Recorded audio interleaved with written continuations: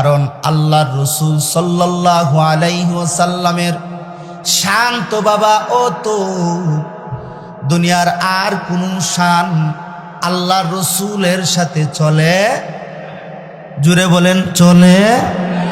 কারণ আল্লাহর পরের সম্মান, আল্লাহর পরের যে আসনটা, এই আসনটা হলো একমাত্র তোমার আর আমার নবীর, আর কারণ না। ঠিক কথা, আওয়াজ করে বলেন, আওয়াজ করে বলেন ঠিক না ঠিক না? আল্লাহর আসনের পরে আল্লামা শেখ সাদি তো খুব সুন্দর করে বুঝাইছে, লা ইউমকিনুস সানাউ কামা কানা হাক্কুহু, লা ইউমকিনুস সানাউ কামা কানা হাক্কুহু বাদাজ খুদা বুজুর্গো তু উই কিসসা মুখতাসর।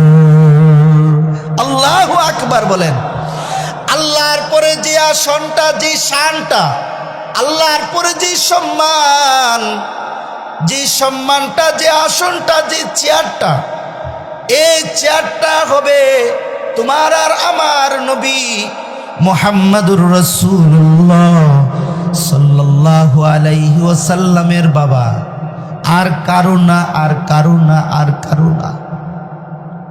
এই জন্য হাবিবে কিবরিয়া নবী বলেন, হাসরের মাঠে আমার আল্লাহ তাআলা তার বন্ধুর অনেক সুপারিশ আল্লাহ তাআলা কবুল করবেন। সুবহানাল্লাহ বলেন। তার অনেক সুপারিশ আমার আল্লাহ তাআলা কবুল করে বান্দারে জান্নাতের মধ্যে দিবেন। এই জন্য বাবা আল্লাহ তাআলার পক্ষ থেকে মাফ নেওয়া দরকার আসেনি? মাফ নেওয়ার দরকার আসেনি? জোরে আওয়াজ করে বলুন। তাইলে উলামায়ে কেরাম এখানে আছে, আল্লাহ তাআলা বলতেছেন ওয়াসারিউ ইলা মাগফিরাতিম মির রাব্বিকুম ওয়া জান্নাতিন আরদুহাস সামাওয়াতু ওয়াল আরদ। যদি তোমরা জান্নাতে যাইতে চাও, জান্নাতে যাওয়ার আগে আল্লাহ তাআলার কাছ থেকে মাপ চাও। আল্লাহ তাআলার পক্ষ থেকে আল্লাহ তাআলার কাছে তোমরা মাফি চাও, ক্ষমা চাও। কারণ ক্ষমা ছাড়া আমার আল্লাহ জান্নাত তোমাকে দিবে না, জান্নাত তোমাকে দিবে না। ক্ষমা ছাড়া জান্নাতে তোমাকে দিবে না।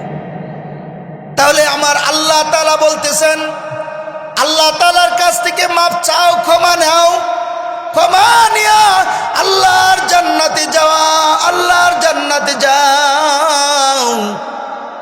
তাহলে এই জান্নাতে যাওয়ার জন্য যা যা করতে হয় তা সব করতে হবে ইনশাআল্লাহ বলেন। জান্নাতে যাওয়ার জন্য যদি নামাজ 5 বেলা পড়তে হয় তা আওয়াজ করে বলেন, তা পড়তে হবে। জান্নাতে যাওয়ার জন্য যদি 5 ওয়াক্তের নামাজ মসজিদে যায় আল্লাহু আকবার, আল্লাহু আকবারের সম্মান দিয়া যদি নামাজ পড়তে হয় পড়তে হবে। আওয়াজ করে বলেন পড়তে। কারণ আল্লাহু আকবার ডাকটা কার? আল্লাহর মুয়াজ্জিন যখন মসজিদ থেকে তোমারে আর আমারে ডাকে, তোমারে আর আমারে যখন আল্লাহ তাআলা মসজিদের মুয়াজ্জিন যখন মসজিদের মিনার থেকে তোমাকে ডাকে, হয়তো ডাকটা তার মুয়াজ্জিনের জবান দ্বারা বাইরেছে, কিন্তু আসলে ডাকটা কার? এ মুসলমানের আওয়াজে বলেন ডাকটা কার? আল্লাহর। এই ডাকের সম্মান আল্লাহ তাআলার কাছে অনেক বেশি।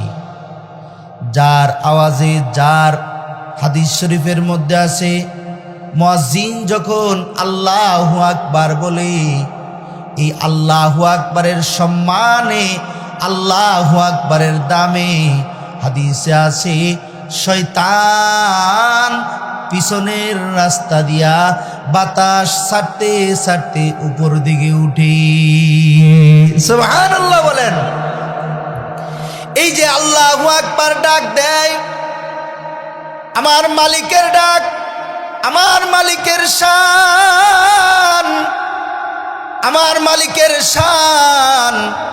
আল্লাহু আকবার, আল্লাহু আকবার।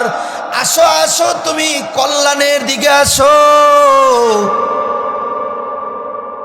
এখানেও যদি আমার আল্লাহ তাআলা তোমাকে তৌফিক না দে তো তুমি মসজিদে যাইতে পারবা?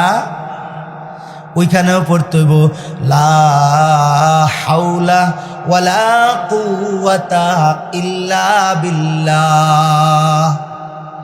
আল্লাহ তুমি যদি তৌফিক না দাও আমি মসজিদে যাইতে পারবো? মসজিদে আজান হইছে, কিন্তু আল্লাহ যদি তোমাকে মসজিদের ভিতরে না নেয় তুমি যাইতে পারবা না। তাহলে বোঝা গেল তুমি আল্লাহ তাআলার নামের সম্মান করলে, আমার আল্লাহ তাআলা তোমার উপর মেহেরবানি দয়া করলে তুমি মসজিদে যাইতে পারবা, অন্যথায় যাইতে পারবা না। এই জন্য হাবিবে কিবরিয়া নবী বলেন, আল্লাহ রাসূল সাল্লাল্লাহু আলাইহি ওয়াসাল্লাম বলেন, আজানের সম্মান দাও, কারণ আজানের মধ্যে তোমার আর আমার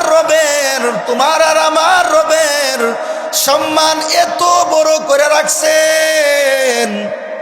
আল্লাহু আকবার, আল্লাহু আকবার যখন মুয়াজ্জিন ডাক দেয়, কারণ এই আজানের শব্দটা সাহাবী হযরত বেলালের জবান দ্বারা বাহির হইছে। সাহাবী হযরত বেলাল যখন আজান দিত উচ্চ আওয়াজে আজান দিত। সুবহানাল্লাহ বলেন। আপনাদের মসজিদের মুয়াজ্জিন যখন মসজিদে যখন আজান দেয় আস্তে দেয় না জোরে দেয়? জোরে বলেন, আস্তে দেয় না জোরে দেয়? কোন সময় আল্লাহু আকবার জোরে দিতে হয়, কোন সময় আল্লাহু আকবারের ধ্বনিটা আওয়াজ দিয়া দিতে হয়, কোন সময় আস্তে দিতে হয়, কোন তাসবিহ আছে আস্তে পড়তে হয়, কোন তাসবিহ আছে জোরে পড়তে হয়। ইমাম যখন মসজিদের নামাজ পড়ায় আল্লাহু আকবার জোরে কয় না আস্তে কয়? এই কথা কন না কে? জোরে কয় না আস্তে কয়? জোরে বলে কেন বলে? যদি জোরে না কয় তো ইমাম সাহেবের আওয়াজের কারণে মুক্তাদির নামাজ ছুটে দেব, ছুটবনি। যদি আস্তে কয়, যদি মুক্তাদি না শুনে তো এই আওয়াজ মুক্তাদি পাবে না, নামাজ ছুটে যাবে। তাই ইমাম সাহেব বলে আল্লাহু আকবার, আল্লাহু আকবার। বিশ্বাস না করলে গিয়ে ইস্তেমায় যান, এখন তো ইস্তেমায় মাইক ব্যবহার করে, এখনো মাইক ব্যবহার করে। নামাজের আগে ইমাম সাহেব নামাজের মুসল্লার মধ্যে দাঁড়ায় কে কে মুকাব্বির হবেন। এই দিক দিয়ে টঙ্গীর ওই তুরাগ নদীর ওই পারে ইমাম, আর ওই দিক দিয়ে মনে করেন টঙ্গী রেল স্টেশন পর্যন্ত জমাতের কাতার দাঁড়াইছে। যারা গেছেন দেখছেন না, এত বড় জমাত। আল্লাহু আকবারের ধ্বনিটা এত লম্বা করে দেয়, আবার মুকাব্বির রাখে। কেন রাখে? কয় যদি মুকাব্বির না রাখে, আল্লাহু আকবার যদি মুসল্লিদের কান পর্যন্ত না যায়, মুসল্লিদের নামাজ ছুটা যাবে, নামাজের বেগাত আসবে। তাই তোমাদের কান পর্যন্ত পৌঁছায়া দেওয়ার জন্য আল্লাহু আকবার জোরে কয়। কথা বলেন ঠিক কিনা? আল্লাহু আকবার জোরে এই জন্যই কয়। এই জন্য ময়দানে কোন সময় আল্লাহু আকবারের আওয়াজ জোরে কইতে হইব, আল্লাহু আকবার। ময়দানে কোন সময় নাস্তিক আর বেঈমানদের বিরুদ্ধে তোমার ইমানি আওয়াজ হতে হবে জোরে। কথা বলেন ঠিক কিনা? নাস্তিক আর বেঈমানদের বিরুদ্ধে যারা ইমানের উপরে আঘাত করে কথা বলি, যারা ইমানের উপরে, ইসলামের উপরে, কালিমার উপরে, এই সকল বিষয়ের উপরে আঘাত করা কথা বলে, ওই সময় তোমার আর আমার জবানে আল্লাহু আকবার, আল্লাহু আকবার উচ্চ আওয়াজে বলাটা তখন তুমি মুমিনের জন্য ঈমান। কথা বলেন ঠিক কিনা? এই জন্য আল্লাহ তাআলা তোমাকে আর আমাকে